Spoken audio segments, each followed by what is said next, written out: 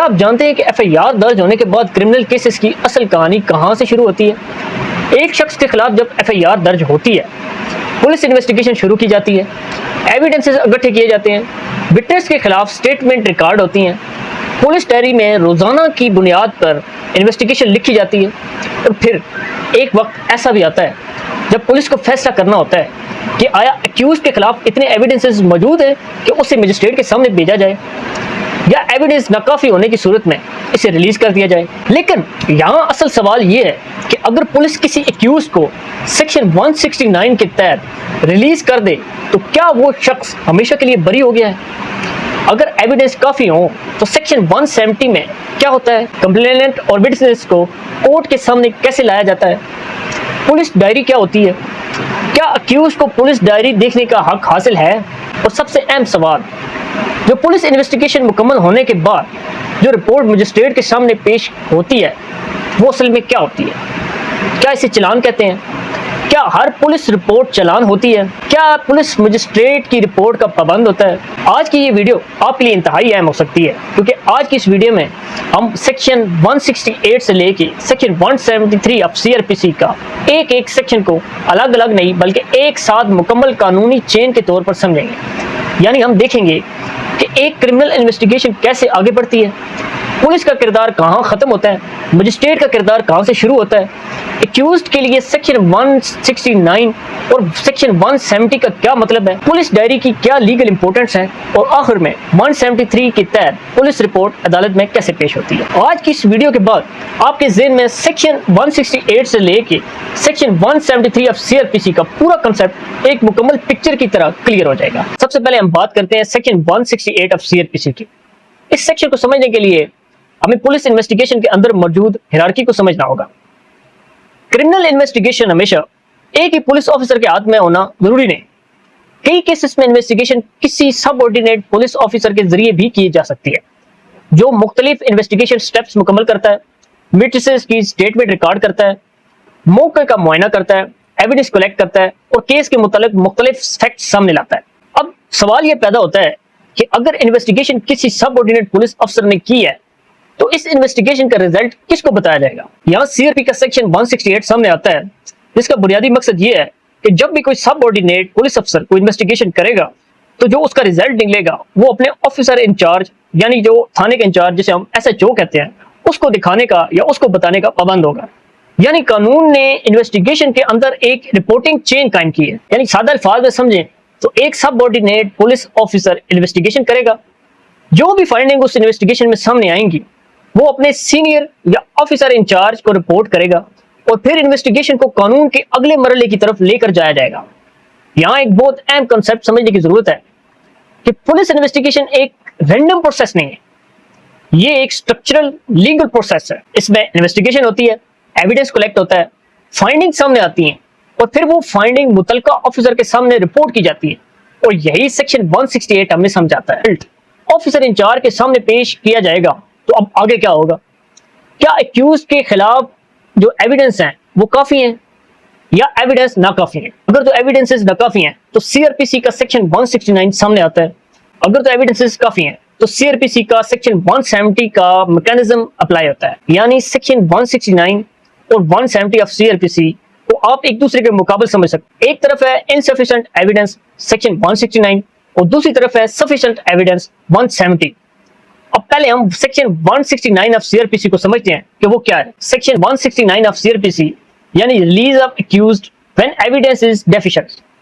फर्ज करें पुलिस ने एक शख्स को अरेस्ट किया, इन्वेस्टिगेशन शुरू हुई, पुलिस ने विटनेस की स्टेटमेंट रिकॉर्ड की, मौके की इंस्पेक्शन की, सीसीटीवी फुटेज देखी, रिकवरी करने की कोशिश की और जो अवेलेबल एविडेंस था उसको एनालाइज किया।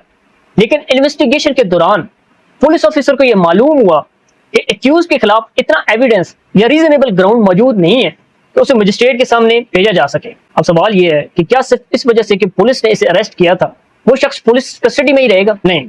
यहाँ सीआरपीसी का सेक्शन 169 सामने आता है। इसका बुनियादी कंसेप्ट ये है कि अगर इन्वेस्टिगेशन के दौरान ऑफिसर इंचार्ज को यह मालूम हो कि एक्यूज के खिलाफ जो एविडेंसेस या जो रीजनेबल ग्राउंड है वो मौजूद नहीं है तो उसे सेक्शन 169 ऑफ सीआरपीसी के तहत रिलीज किया जाता है। लेकिन यहाँ एक बहुत अहम कानूनी नुक्ता है ये रिलीज आमतौर पर बॉन्ड के साथ होती है, यानी एक्यूज से एक ऐसा बॉन्ड लिया जाता है कि जब भी इसे मजिस्ट्रेट के सामने हाजिर होने के लिए रिक्वायर्ड किया जाएगा तो वो कोर्ट के सामने हाजिर होगा। अब जरा गौर करें कि लॉ ने यहाँ कितना खूबसूरत बैलेंस कायम किया है। एक तरफ एक्यूज की लिबर्टी है, दूसरी तरफ क्रिमिनल जस्टिस सिस्टम का इंटरेस्ट है। लॉ ये नहीं चाहता एक शख्स को गैर जरूरी तौर पर कस्टडी में रखा जाए जो अरेस्ट हुआ था और जिसके खिलाफ FIR की गई थी, लेकिन दूसरी तरफ लॉ ये भी चाहता है कि अगर मुस्तकबिल में इस शख्स की कोर्ट के सामने जरूरत हो तो वो लीगल प्रोसेस से बाहर ना हो। इसलिए सेक्शन 169 के तहत रिलीज के साथ बॉन्ड का कंसेप्ट मौजूद है। अब एक प्रैक्टिकल एग्जांपल लेते हैं। फर्ज करें अली के खिलाफ चोरी की FIR दर्ज हुई, पुलिस ने अली को अरेस्ट कर लिया, इन्वेस्टिगेशन शुरू हुई, पुलिस ने विटनेसेस की स्टेटमेंट रिकॉर्ड की, CCTV फुटेज चेक की, मौके का इंस्पेक्शन किया और स्टोलन प्रॉपर्टी की रिकवरी की कोशिश की। लेकिन इन्वेस्टिगेशन के आखिर में पुलिस को मालूम हुआ कि अली के खिलाफ कोई ऐसा रिलायबल एविडेंस मौजूद नहीं जिसकी बुनियाद पर इसे मजिस्ट्रेट के सामने पेश किया जा सके। ना किसी विटनेस ने अली को क्राइम करते हुए देखा है, ना स्टोलन प्रॉपर्टी अली से रिकवर होती है, ना CCTV में अली की मौजूदगी साबित होती है और ना कोई ऐसा मटेरियल मौजूद है जो अली को क्राइम के साथ रीजनेबल कनेक्ट करता है। अब पुलिस के सामने सवाल है, क्या अली को मजिस्ट्रेट के सामने पेश किया जाए? अगर एविडेंस काफी नहीं है और रीजनेबल ग्राउंड भी मौजूद नहीं तो सेक्शन 169 के तहत रिलीज का मामला सामने आ सकता है। लेकिन यहाँ हमेशा एक बात याद रखें कि सेक्शन 169 ऑफ CRPC के तहत रिलीज का मतलब ये नहीं कि वो बरी हो गया। लेकिन यहाँ एक बात हमेशा याद रखें, सेक्शन 169 ऑफ CRPC के तहत रिलीज का ये हरगिज़ मतलब नहीं है कि वो एक्विटल यानी बरी हो। पुलिस किसी शख्स को एक्विट नहीं कर सकती यानी बरी नहीं कर सकती। एक्विटल कोर्ट का एक डिसीजन है यानी एक जुडिशियल डिसीजन। सेक्शन 169 सिर्फ और सिर्फ उस वक्त सामने आता है कि जब पुलिस को इन्वेस्टिगेशन के दौरान किसी शख्स या जो एक्यूज पर्सन है उसके खिलाफ कोई अवेलेबल एविडेंस या कोई ऐसी स्टेटमेंट उसकी नहीं आती जिसकी वो साबित हो कि वो मुजरिम हो और वो कोई ऐसा सफिशिएंट ग्राउंड लीगल ग्राउंड नहीं है जिसकी वजह से उसे मजिस्ट्रेट के सामने पेश किया जाता है। इसलिए सेक्शन 169 को एक्विटल के साथ कंफ्यूज करना एक बहुत बड़ी कानूनी गलती। यहाँ एक और बहुत अहम सवाल है कि क्या सेक्शन 169 ऑफ CRPC के तहत जो रिलीज है उसको जमानत कहा जाएगा? यहाँ भी फर्क समझना बहुत जरूरी है। जमानत का बुनियादी तस्वर यानी बेल का जो बेसिक कंसेप्ट है वो कस्टडी से रिहाई का है, जहाँ मुलजिम को मखसूस कानूनी शराइत के तहत अदालती कार्रवाई में हाजिर होने की जिम्मेदारी के साथ रिहा किया जाता है। जबकि सेक्शन 169 की बुनियादी वजह यह है कि तफ्तीश के दौरान पुलिस को मालूम होता है कि मुलजिम के खिलाफ मजिस्ट्रेट के सामने भेजने के लिए काफी सबूत या माकूल बुनियाद मौजूद नहीं, यानी दोनों तस्वुरात को एक ही चीज नहीं समझा जा सकता। इसलिए सेक्शन 169 ऑफ CRPC को एक्विटल यानी बरी होने के साथ कंफ्यूज करना एक बहुत बड़ी कानूनी गलती होगी। अब हम चलते हैं CRPC की सेक्शन 170 के तहत जब सबूत काफी हो तो पुलिस क्या करेगी। अब उस सूरत-ए-हाल को देखते हैं जो सेक्शन 169 ऑफ CRPC के बिल्कुल बरक्स है, यानी CRPC के सेक्शन 169 में सबूत नाकाफी था, लेकिन सेक्शन 170 ऑफ CRPC में पुलिस अफसर को यह मालूम होता है कि मुलजिम के खिलाफ काफी सबूत या माकूल बुनियाद मौजूद है। सेक्शन 170 ऑफ CRPC के मुताबिक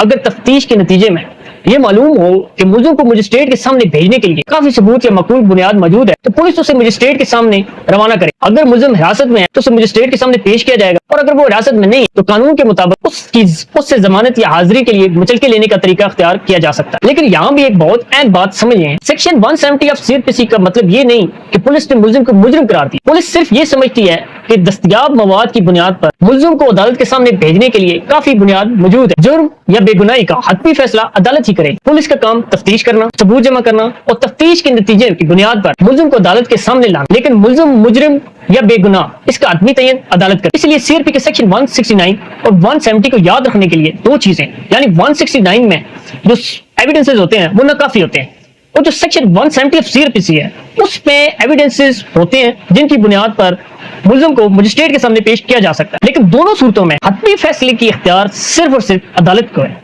वो रिलीज करे या वो उसको जो है ना एक्विट करे या उनको सजा दे, ये फैसला सिर्फ अदालत कर सकती है, पुलिस नहीं। अब आते हैं सेक्शन 171 ऑफ CRPC की तरफ, यानी मुद्दई और गवाहों का मामला। फर्ज करें पुलिस ने यह फैसला किया तो मुलजिम के खिलाफ काफी सबूत मौजूद है तो उसे मजिस्ट्रेट के सामने रवाना किया जाए, लेकिन फौजदारी मुकदमा सिर्फ मुलजिम का नाम अदालत में भेजने से मुकम्मल नहीं है। मुकदमे में मुद्दई होगा, गवाह होंगे, तो ऐसे लोग होंगे जो इस्तगासा के मुकदमे के लिए अहम होंगे। अब सवाल यह है कि क्या पुलिस इन सबको हर वक्त अपने साथ हिरासत में रखेगी? क्या गवाह को गैर जरूरी तौर पर पुलिस के साथ घूमना पड़ेगा? सेक्शन 171 ऑफ CRPC इस मामले को रेगुलेट करता है। इस दफा इस सेक्शन का बुनियादी मकसद ये है कि मुद्दई और गवाहों को अदालती कार्रवाई में जरूरी तौर पर दस्तयाब रखा जाए। सेक्शन 171 ऑफ सीआरपीसी इसी मामले को रेगुलेट करता है। इस सेक्शन का बुनियादी मकसद ये है कि मुद्दई और गवाहों को अदालती कार्रवाई में जरूरी तौर पर दस्तयाब रखा जा सके, लेकिन इन्हें गैर जरूरी पाबंदी या तकलीफ का सामना न करना पड़े। यानी कानून यहाँ भी एक तवाज़ुन कायम करता है। एक तरफ इस्तगासा के लिए गवाहों का अदालत में दस्तयाब होना जरूरी है, दूसरी तरफ गवाहों को गैर जरूरी तौर पर पुलिस हिरासत या पाबंदी में रखना भी कानून का मकसद नहीं है। फौजदारी मुकदमे में गवाह इस्तगासा के मुकदमे की रीढ़ की हड्डी होते हैं, लेकिन गवाह होना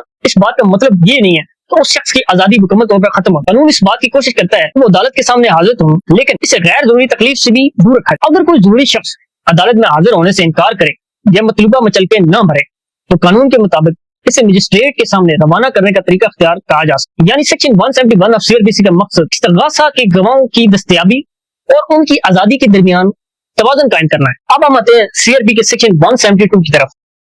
ये एक इंतहाई अहम और अमली सेक्शन है। ये सेक्शन हर फौजदारी वकील के लिए बहुत अहम है, क्योंकि इसका तलब पुलिस की रोजाना की तफ्तीश के रिकॉर्ड के हवाले से है।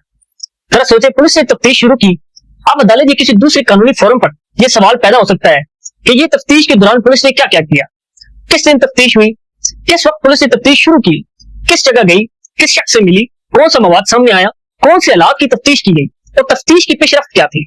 ये तमाम चीजें रिकॉर्ड होना जरूरी है। इसलिए सेक्शन 172 ऑफ सीआरपीसी के तहत तफ्तीश करने वाला पुलिस अफसर रोजाना की बुनियाद पर तफ्तीशी डायरी मुरतब करता है।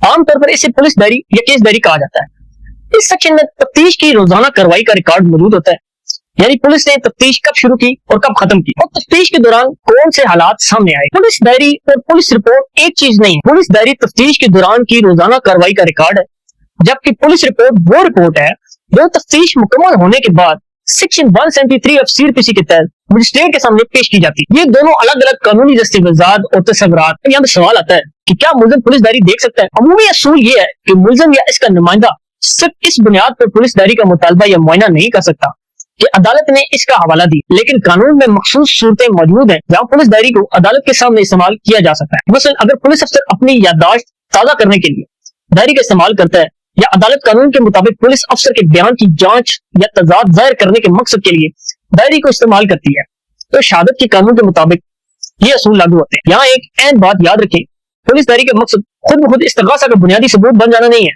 ये बुनियादी तौर पर तफ्तीशी अमल का रिकॉर्ड है। अब सीआरपी के सेक्शन 172 की जो प्रैक्टिकल वैल्यू है उसको देखते हैं कि मुद्दई का वकील, फर्ज करें मुद्दई का वकील अदालत में ये सवाल उठाता है तो पुलिस ने फलां तारीख को तफ्तीश की थी या नहीं, या ये नुक्ता उठाता है कि पुलिस अफसर के बयान और तफ्तीशी रिकॉर्ड में तजाद मौजूद है। ऐसी सूरत में पुलिस डायरी की कानूनी अहमियत सामने आ सकती है, लेकिन इसका मतलब ये नहीं कि पुलिस डायरी का हर लफ्ज खुद ब खुद सबूत बन जाए। इसका इस्तेमाल कानून की मुकर्रर तरीकों के मुताबिक होगा। इसलिए सेक्शन 172 ऑफ सीआरपीसी को शहादत और तरीकाकार के दरमियान एक अहम कड़ी भी समझा जा सकता है। उसके बाद अब हम पहुंचते हैं आज की इस पूरी गुफ्तगू के सबसे अहम सेक्शन की तरफ। ये वो सेक्शन है जहां तफ्तीश अपने तकमीली मरहले पर पहुंचती है और पुलिस अपने तफ्तीशी नतीजे को मजिस्ट्रेट के सामने रिपोर्ट करती है। सेक्शन 173 ऑफ सीआरपीसी का बुनियादी तस्वर यह है कि तफ्तीश को गैर जरूरी तखीर के बगैर मुकम्मल किया जाए और जब तफ्तीश मुकम्मल हो जाए तो निगरान अफसर मुतलका मजिस्ट्रेट को पुलिस रिपोर्ट रवाना करे। ये पुलिस रिपोर्ट तफ्तीश के नतीजे को अदालत के सामने लाती है। यानी अब पुलिस ने तफ्तीश कर ली, सबूत जमा कर लिए, वो के बयानात दर्ज कर लिए, जरूरी कानूनी तकाजे मुकम्मल कर लिए और अब तफ्तीश का नतीजा अदालत के सामने रिपोर्ट किया जाएगा। अब यहाँ एक आम इस्तेलाह इस्तेमाल होती है, चालान। आमतौर पर हम कहते हैं कि पुलिस ने चालान अदालत में जमा करवा दिए, लेकिन कानूनी नक्ता नजर से वसी तर इस्तेलाह पुलिस रिपोर्ट है। यानी सेक्शन 173 के तहत पुलिस तफ्तीश मुकम्मल होने के बाद मजिस्ट्रेट के सामने अपनी रिपोर्ट रवाना करती है।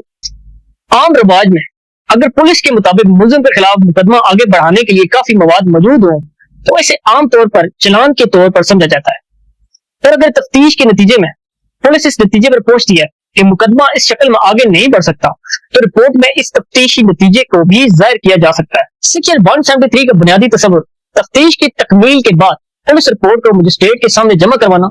ये रिपोर्ट तफ्तीश के नतीजे को अदालत के सामने रखती है। अब हम समझते हैं कि सेक्शन 169, 170 और 173 ऑफ सीआरपीसी का आपस में तलब क्या है, इनका रिलेशन क्या है। एक मिसाल के जरिए समझते हैं। फर्ज करें एक शख्स के खिलाफ मुकदमा दर्ज होता है, पुलिस तफ्तीश शुरू करती है, सबूत जमा होते हैं, वो के बयानात दर्ज होते हैं, अब तफ्तीश के दौरान पुलिस के सामने दो इम्कानात है।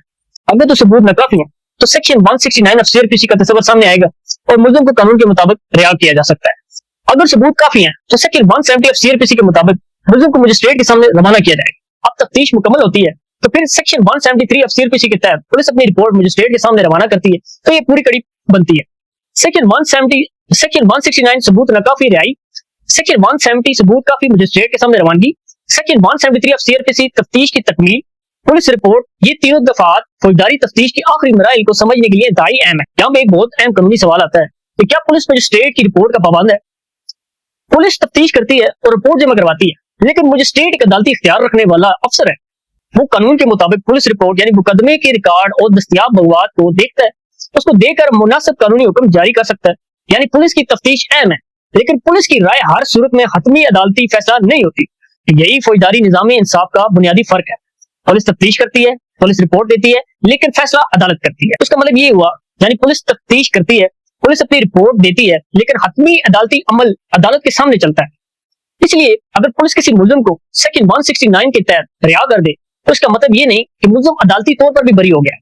इसी तरह पुलिस की रिपोर्ट को भी अदालत के हतमी फैसले के बराबर नहीं समझा जाएगा। अब इसे एक मुकम्मल जो है ना वो प्रैक्टिकल एग्जाम्पल के जरिए समझते हैं कि फर्ज करें एक शख्स अहमद, इसके खिलाफ एक फौजदारी मुकदमे में रिपोर्ट दर्ज होती है, पुलिस तफ्तीश शुरू कर देती है, एक मुतहद पुलिस अफसर तफ्तीश करता है और अपने नताइज निगरान अफसर को रिपोर्ट करता है। ये सेक्शन 168 का तस्वर है। अब तफ्तीश में पुलिस को मालूम होता है कि अहमद के खिलाफ काफी सबूत मौजूद है, यानी यहाँ दफा 170 का तस्वर सामने आता है और अहमद को मजिस्ट्रेट के सामने रवाना करने का कानूनी अमल शुरू होता है।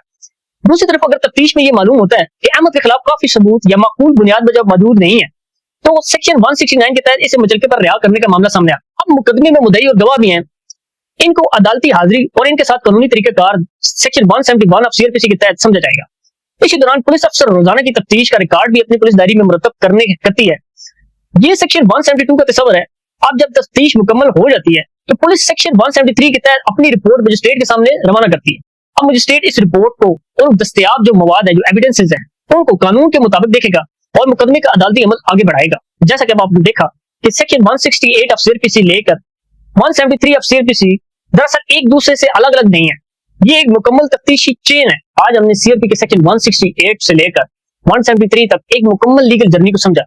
हमने देखा कि क्रिमिनल इन्वेस्टिगेशन कैसे आगे बढ़ती है। हमने देखा जो सबऑर्डिनेट पुलिस अफसर है वो अपनी इन्वेस्टिगेशन जो है ना वो अपने सीनियर यानी ऑफिसर इंचार्ज को पेश करेगा और उसका पाबंद है पेश करने का।